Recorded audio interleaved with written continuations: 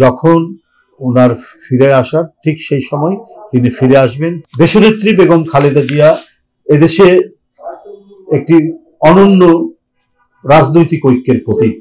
এই নিপীড়ন নির্যাতনের মধ্যেও যাকে তার সিদ্ধান্ত এবং অটল মনোভাবকে টলানো যায়নি, তার নামই তো বেগম খালেদা জিয়া। তার আগের মতোই চিকিৎসা চলছে, তিনি তার অবস্থা অপরিবর্তিত রয়েছে। আল্লাহ যেন তাকে দ্রুত আরোগ্য করেন।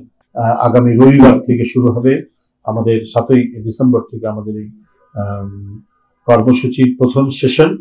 আশা করি এটা অত্যন্ত সাফল্যমণ্ডিত হবে এবং যে উদ্দেশ্য নিয়ে, যে অবজেক্টিভ নিয়ে এই কাজটি করছে, আমাদের এখানে যে সমস্ত অঙ্গ সংগঠনগুলি অন্তর্ভুক্ত করা হয়েছে, তারা নেতৃবৃন্দ, আমাদের এই কমিটির অন্তর্ভুক্ত তারা তাদের অঙ্গীকার নিয়ে, কমিটমেন্ট নিয়ে এটাকে যাতে সুন্দরভাবে, সুচারুভাবে আমরা এটা অনুষ্ঠিত করতে পারি, তার যাবতীয় বিষয়গুলি তারা অঙ্গীকারবদ্ধ হয়েছেন। তারা এই কাজগুলি সুন্দরভাবে তারা গুছিয়ে করতে পারবেন বলে আমি মনে করি। তো এটাই হলো মূল বিষয়। আরেকটি হলো সর্বশেষ যে ম্যাডামের আপডেট, তার আগের মতোই চিকিৎসা চলছে, তিনি তার অবস্থা অপরিবর্তিত রয়েছে। তিনি চিকিৎসাধীন রয়েছেন, তিনি চিকিৎসা নিতে পারছেন। তো আর যে মেডিকেল টেকনিক্যাল যে বিষয়গুলি নিয়ে হয়তো কিছুক্ষণের মধ্যেই ম্যাডামের চিকিৎসক ডাক্তার জাহিদ, বিএনপি জাতীয় স্থায়ী কমিটির সদস্য, তিনি কথা বলবেন। আমি শুধু এইটুকুই আপডেট পেয়েছি যে চিকিৎসা বিদ্যমান রয়েছে। এই আর একটি কর্মসূচি আমি আপনাদের সামনে ঘোষণা করতে চাই আজকের এই সংবাদ বিবরণ থেকে। দেশনেত্রী বেগম খালেদা জিয়া এদেশে একটি অনন্য রাজনৈতিক ঐক্যের প্রতীক। আমাদের জাতীয় রাজনীতির এক মহান দিশারি, যিনি বারবার অসংখ্য জুলুম, নির্যাতন, নিপীড়নের মধ্যেও দেশের মানুষের কাছে এতটাই এই নিপীড়ন নির্যাতনের মধ্যেও যাকে তার সিদ্ধান্ত এবং অটল মনোভাবকে টলানো যায়নি, তার নামই তো বেগম খালেদা জিয়া।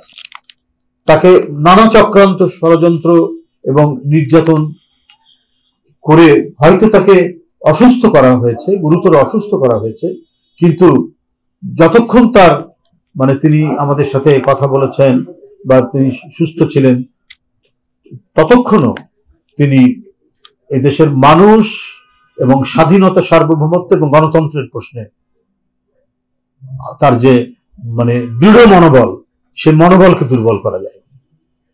তিনি গুরুতর অসুস্থ অবস্থায় ভারতীয় হাসপাতালে। আমরা প্রত্যেকেই, সারা জাতি এবং আন্তর্জাতিক সম্প্রদায় পর্যন্ত তার জন্য দোয়া করছে, আল্লাহ যেন তাকে দ্রুত আরোগ্য করেন, দ্রুত সুস্থতা দান করেন, যাতে তিনি আবারও জনগণের মধ্যে ফিরে আসতে পারেন, তার দেশের মানুষের কাছ থেকে এসে তিনি যাতে তার রাজনৈতিক কর্মকাণ্ড এবং জাতির অভিভাবক হিসাবে জাতির নেতৃত্ব দিতে পারেন।